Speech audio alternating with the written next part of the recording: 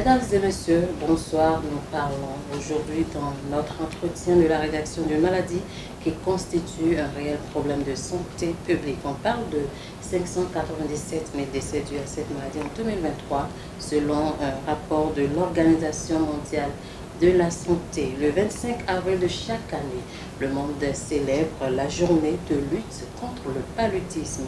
Et à cette occasion, nous nous intéressons aux prouesses réalisées par notre pays, le Bénin, et aux défis futurs. Nous recevons à cet effet Dr Roch Aïpon. Il est le coordonnateur national adjoint du programme national de lutte contre le paludisme. Docteur, bonsoir. Bonsoir, Madame Tofa. Alors, dites-nous aujourd'hui, qu'est-ce qu'on observe? Est-ce qu'on observe une baisse du paludisme ces dernières années? Et quelle est la situation actuelle du Bénin quant au taux de morbidité et de mortalité du paludisme? Merci, Madame Tofa. Effectivement, on peut dire qu'on a commencé par observer une baisse de l'incidence du paludisme ces dernières années. Cette tendance baissière s'est fait observer plus ces 3-4 dernières années où, par exemple, de 2022 à maintenant, on a eu une baisse sensible. En 2022, on était à une incidence de 21% et pour descendre à 13% en 2024.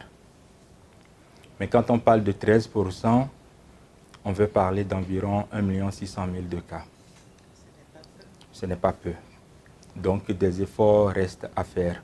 Et cette même année 2024, nous avons enregistré environ 2100 décès imputables au paludisme. Donc globalement, en termes de statistiques, voilà ce qu'on peut retenir. Alors, la prévention reste le pilier de la lutte contre le paludisme. Où en sommes-nous donc avec la distribution des moustiquaires imprégnés à longue durée au Bénin? Comme vous l'avez su bien dire, la prévention reste la pierre d'angle de la lutte contre le paludisme parce que lorsque vous évitez des cas, vous avez également moins de sujets à traiter. Et la prévention va au-delà des moustiquaires. Et selon notre plan national, notre plan stratégique national, nous avons tout un paquet d'interventions de prévention. Et je voudrais distinguer les interventions de lutte antivectorielle qui visent à minimiser le contact entre l'homme et le moustique vecteur. Et c'est sur le registre des interventions de lutte antivectorielle que s'inscrit l'utilisation des moustiquaires imprégnés à longue durée d'action. Et pour cette intervention particulière, le Bénin fait beaucoup d'efforts. Le Bénin s'est engagé, le ministère de la Santé s'est engagé donc à faire une couverture universelle des ménages en moustiquaires à travers l'organisation des campagnes de masse. Les campagnes de masse s'organisent de façon triennale, tous les 3 ans. La dernière édition a eu lieu en 2020 et nous préparons la prochaine pour le premier trimestre de 2026. Je dirais la dernière édition a eu lieu en 2023, je veux dire. Et nous nous préparons donc pour la prochaine campagne en 2026. Il faut signaler que dans l'entretemps de 2 campagnes, nous maintenons la distribution continue qui cible les couches les plus vulnérables que sont les enfants et les femmes enceintes. Et en effet, sur toute l'étendue du territoire, lorsqu'une femme enceinte se rend pour la première consultation prénatale, dans n'importe quelle formation sanitaire publique, elle a droit systématiquement et gratuitement à une moustiquaire pour la protéger le bébé. Il en est de même pour l'enfant qui, dans son calendrier vaccinal, doit recevoir le vaccin contre la rougeole. Aux environs de 9 mois d'âge, l'enfant là aussi recevra une moustiquaire. Et il y a d'autres méthodes de prévention de lutte antivectorielle. Il y a la double barrière, dont nous faisons la promotion, où nous communiquons pour que les ménages puissent mettre au niveau des ouvertures, des portes et fenêtres, des grillages. Sans oublier l'assainissement de l'environnement. Mais ce n'est pas fini, j'ai parlé des méthodes de lutte antivectorielle, mais il y a les interventions médicamenteuse, la chimioprévention. Et je voudrais citer la chimioprévention du paludisme saisonnier, qui est une méthode aussi de prévention où nous administrons des médicaments de façon intermittente aux enfants de 3 à 59 mois dans les zones de forte transmission. Il y a le traitement préventif intermittent chez la femme enceinte, sans oublier les autres outils. Et nous n'allons pas occulter le nouvel outil que consiste le vaccin antipaludique que le Bénin a introduit il y a environ 1 an. Oui, parlons de ce vaccin. Où en sommes-nous avec le déploiement de cet outil-là? Oui, effectivement, comme je viens juste de le dire, il y a environ 1 an que le Bénin s'est engagé à introduire ce vaccin comme un outil complémentaire à toutes les interventions qui existent déjà. On a commencé avec une phase pilote dans 3 zones sanitaires et puis on est en train de passer progressivement à l'échelle nationale, mais pas des étapes. Il y a une première étape qui a enrôlé 16 zones sanitaires et les 18 zones sanitaires restantes seront également enrôlées. Les premiers résultats sont encourageants en termes de couverture. On retiendra que pour le premier cycle d'administration, on est allé jusqu'à une couverture de 70 à 80%, ce qui est bien. Mais il y a des challenges autour parce que vous savez, pour ce vaccin, il faut plusieurs cycles d'administration pour avoir l'immunité requise. Et donc, on a noté avec ces premiers résultats qu'il y a une certaine déperdition. Mais c'est connu pour ces genres de vaccins qui nécessitent plusieurs doses. Alors, que peut-on retenir aujourd'hui en termes de stratégie de communication pour le changement social et comportemental? Oui, le PNLP s'est doté d'un document plan stratégique qui tient compte des déterminants comportementaux. Et c'est sur la base de ces déterminants comportementaux en lien avec la transmission du paludisme qu'on a développé un paquet d'interventions de communication qui est déployé. Ce paquet d'interventions-là est déployé dans tout le Bénin en fonction donc des problèmes de communication qui se posent dans les différents contextes du pays. Alors parlons des traitements. Est-ce qu'ils sont accessibles à tous aujourd'hui? Oui. La question de la disponibilité, de l'accessibilité du traitement, je dirais, m'amène d'abord à parler de la disponibilité des intrants de lutte. Des intrants de lutte antipaludique pour parler des intrants de diagnostic et les intrants médicamenteux pour la prise en charge. Et là, le ministère de la Santé a fait un effort louable pour rendre disponible, je dirais, ces intrants dans toutes nos formations sanitaires, dans les officines également, pour que le sujet qui fait recours aux soins puisse savoir de quoi faire son diagnostic et lorsqu'il est positif, il est traité convenablement. Et je voudrais aussi noter l'effort qui est fait en termes de médicalisation de la première ligne. Il y a un effort du gouvernement qui a recruté des médecins, du personnel qualifié jusqu'au niveau de nos centres de santé d'arrondissement, ce qui garantit une bonne qualité de la prise en charge.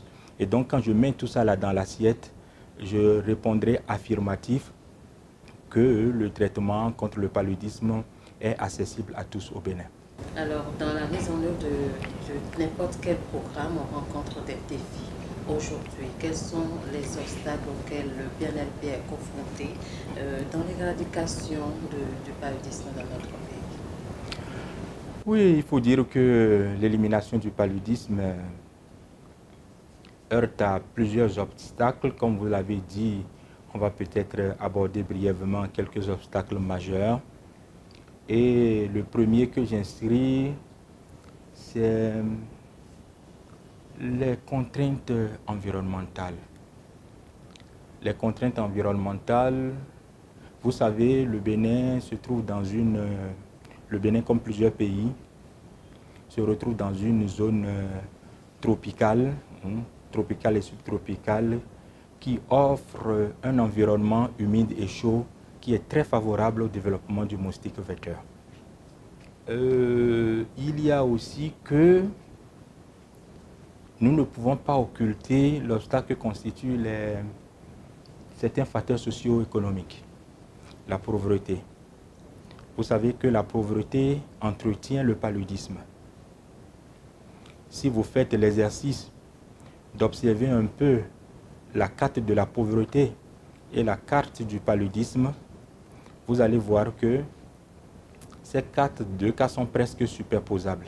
C'est là où les populations humaines ont prospéré moins, c'est là où le paludisme sévit plus. Donc en luttant contre la pauvreté, on luttera aussi contre le paludisme. Il y a aussi le grand défi génétique.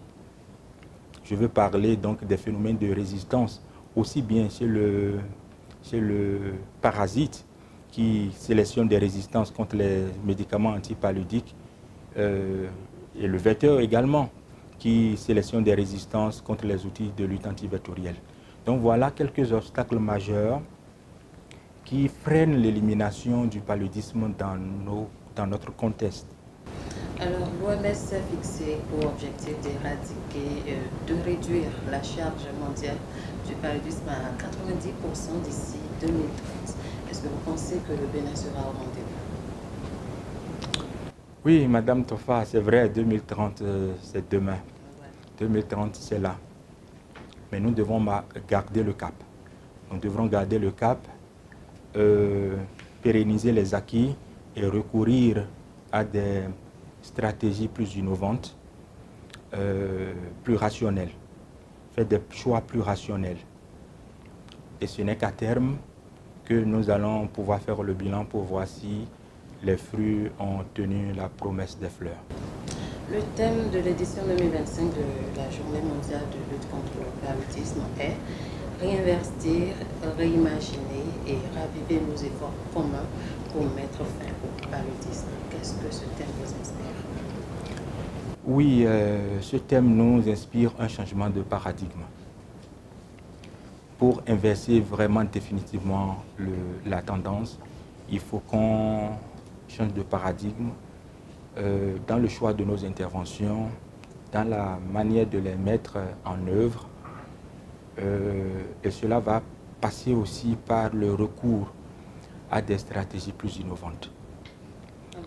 Aujourd'hui, nous célébrons la journée contre le paludisme. Un message à l'occasion de cette journée, surtout à l'endroit des parents, des femmes enceintes, de toute la population béninoise. Qu'est-ce qu'il faut faire? Quels sont les comportements à adopter désormais?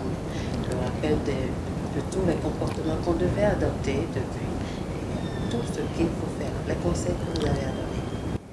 Oui, nous allons donner les conseils qu'il faut. Vous savez, notre souhait, c'est de garantir à la génération future un Bénin exempt de paludisme. Et pourquoi ne pas faire de l'élimination une réalité de notre temps? Mais pour y parvenir, il nous faut des efforts à tous les niveaux. Il faut que nous adhérons aux outils de lutte. Lorsque on nous donne la moustiquaire, il faut que nous dormons dedans. Il faut que tous les membres des ménages dorment sous moustiquaire chaque nuit et toutes les nuits et pendant toutes les saisons.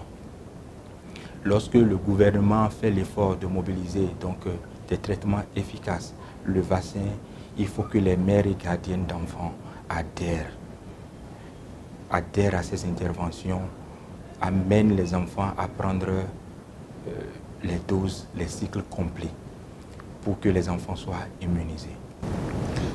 Merci beaucoup à vous, Dr Okaïkon. Je rappelle que vous êtes coordonnateur national adjoint du programme national de lutte contre le paludisme. Avec vous, nous avons abordé quelque peu la situation aujourd'hui du paludisme au Bénin. On a fait l'état des lieux, on a parlé des défis et des perspectives en matière de lutte contre le paludisme au Bénin. Alors, merci beaucoup à vous, docteur, pour ce message et pour ces rappels.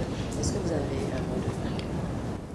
Mes mots de fin, c'est un mot de remerciement pour tout ce que vous faites pour la visibilité de nos interventions et votre contribution à la lutte. Merci.